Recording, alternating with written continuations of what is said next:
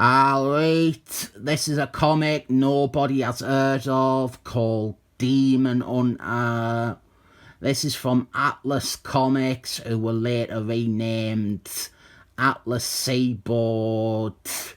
And this was the only issue of Demon Hunter ever produced.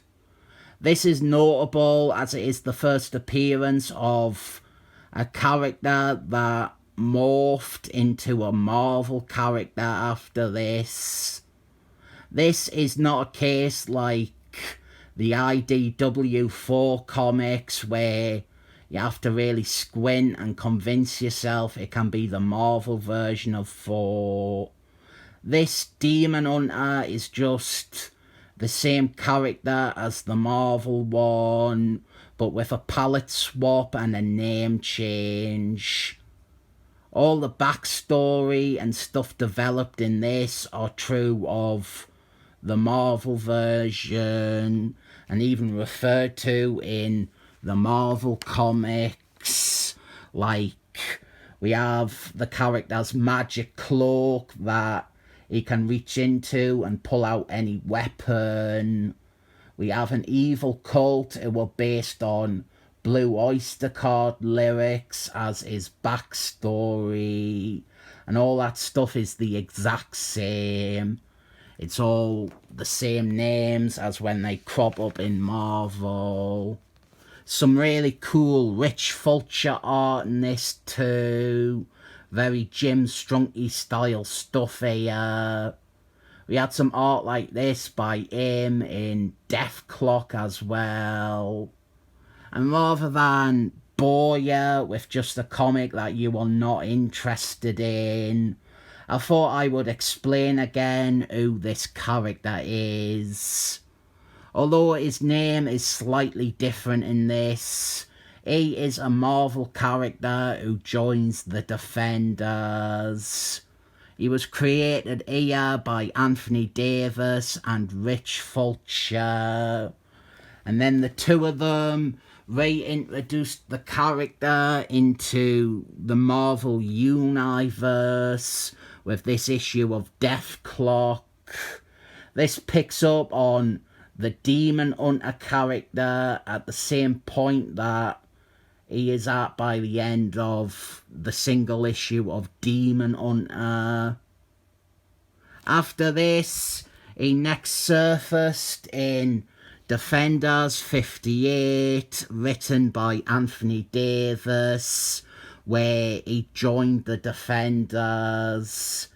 And this story, which I have reviewed all 3 parts of, in fact I've reviewed the Death Clock issue too.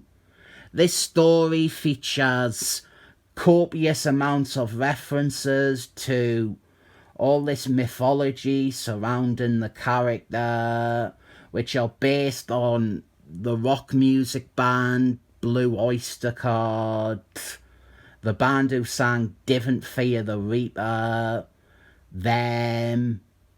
All that stuff is in Demon Hunter 2. And after this, the character and his magic cloak, they continue to appear and factor into other Defenders stories.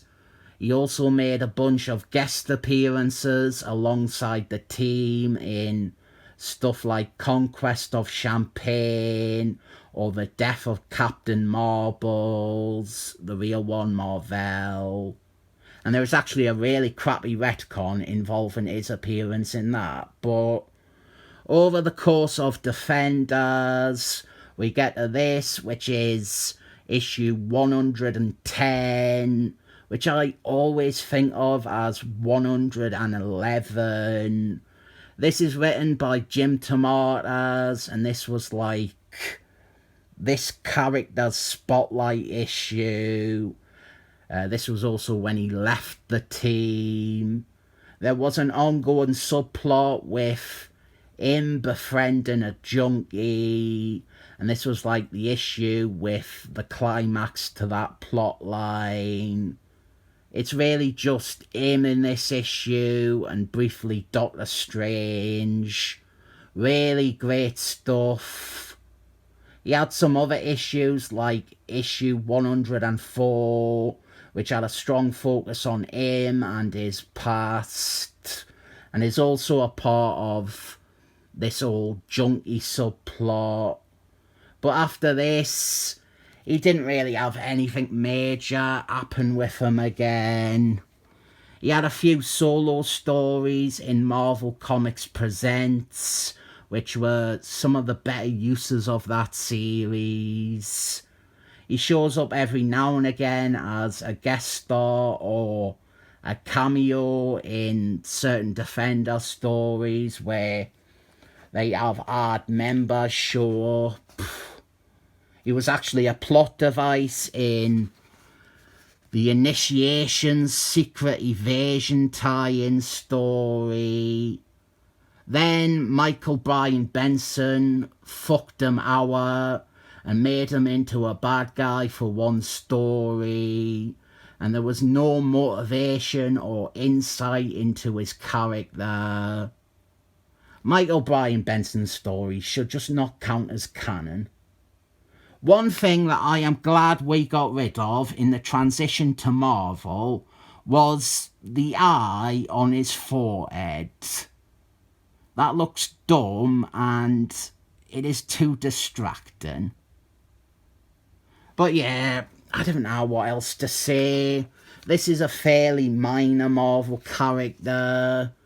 Most of you probably won't care about but he notably has this oddity where his first appearance is not in a Marvel comic, but it is practically canon to the Marvel character.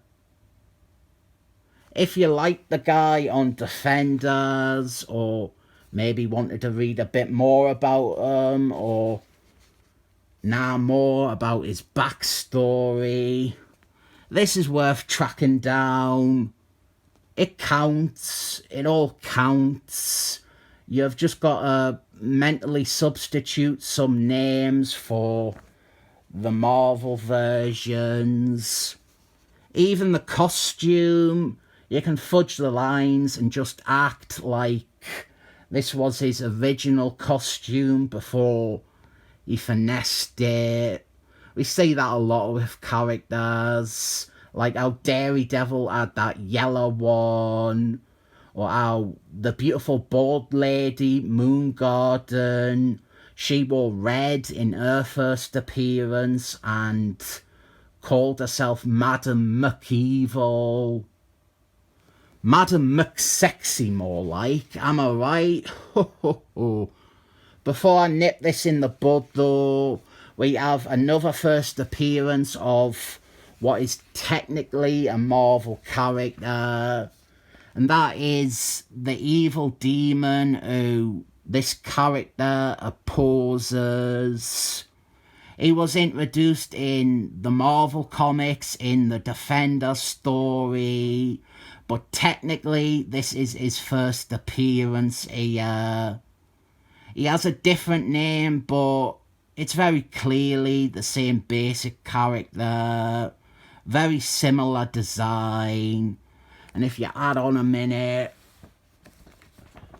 this is the Marvel version. Really, it's the same character. Anyway, this was not really a review, but I look at a comic that is a stealth Marvel comic.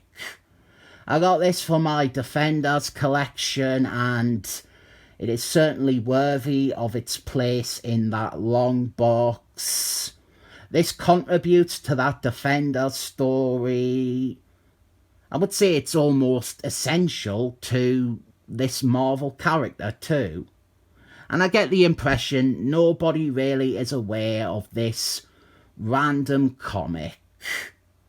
I actually enjoyed it, but I like the character and I like those Defender stories, so that's why I'm giving it 7 thumbs up. But I don't think everyone will give it 7 thumbs up.